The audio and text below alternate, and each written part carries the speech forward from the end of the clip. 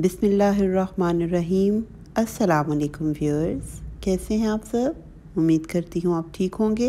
अल्हम्दुलिल्लाह मैं भी ठीक हूँ। आज मैं आपके साथ टमाटो प्यूरी की रेसिपी शेयर करने जा रही हूँ, जो कि बाज़ारों से हम खरीदते हैं टमाटो प्यूरी, तो वो बहुत ही महंगी आपको टिन्स में मिलती है। तो अगर हम घर पे ही बना लें और जब हमारे पास टमाटर सस्ते हों तो हम ये प्यूरी बना के रख लें, तो इससे हमारे पैसों की भी बचत होगी और हमारे फ्रीज़र में जगह की भी। तो चलिए बनाना स्टार्ट करते हैं। मैंने इसके लिए 3 किलो टमाटर ले लिए थे।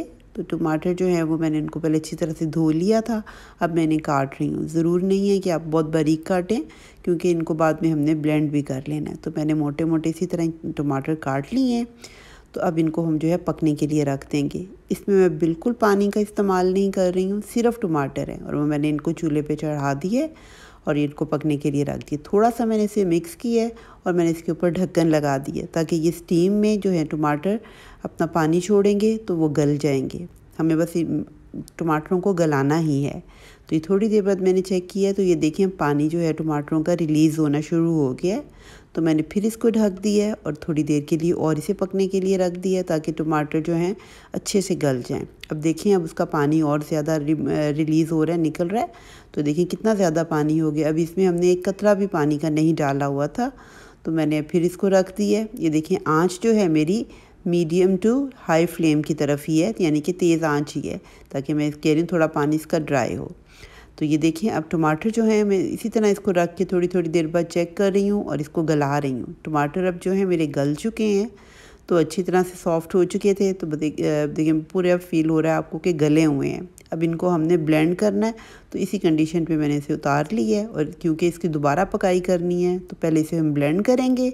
ये अच्छी तरह से हम ब्लेंड कर लेंगे। अगर आपने ब्लेंड जग में करना है तो आप उसमें कर लें, जो चीज़ आपके पास अवेलेबल है। ब्लेंड करने के बाद जो हमारे पास पेस्ट आ गई है, तो उसको हम स्ट्रेन कर लेंगे। छानते इसलिए हैं ताकि इसका जो थारा जो है इसका जो निकल आए, ताकि वो इसमें से हम जो भी इसकी कोई ग्रेवी में यूज़ करें या कुछ करें तो वो बहुत सॉफ्ट सी प्यूरी हमारे पास हो, या पास्ता में जब हमने यूज़ करनी है, किसी में भी हमें यूज़ करनी हो। तो ये देखिए इसकी थोड़ा सा ये जो हमारा निकल आए, ये भी आप जो इसका स्क्रैच जो है वो यूज़ कर सकते हैं, किसी मसाले की हंडिया में डाल लें। तो ये बाकी जो है हमारा मटेरियल उसको हम पकने के लिए रख देंगे। और ये देखिए कितना सॉफ्ट हो गया है स्ट्रेन करने के बाद। बिल्कुल प्यूरी जो है हमारी सॉफ्ट है और बिल्कुल इसमें कोई वो आपको चंक टमाटर का फील नहीं हो रहा। मैंने इसको फिर पकने के लिए रख दिया। ये थोड़ा सा टाइम तो लगता है, तकरीबन 30 से 40 मिनट इस पूरे प्रोसेस पे लग जाते हैं। 15-20 मिनट पहले पकाया है और थोड़े 10-15 मिनट दोबारा भी पकने में लगेंगे। 40-45 मिनट तकरीबन हमें लग जाते हैं।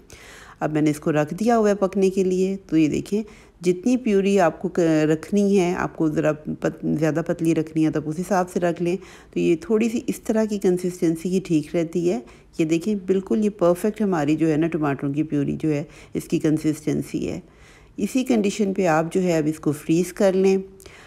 इसको कई लोग जो है वो बॉटल्स में भी डाल के और टाटरी वगैरह डाल के भी रख देते हैं, पर मैं इसको इसी तरह से ही फ्रीज़ करती हूँ।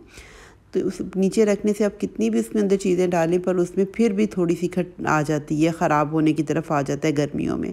इसलिए ये बेस्ट तरीका रहता है।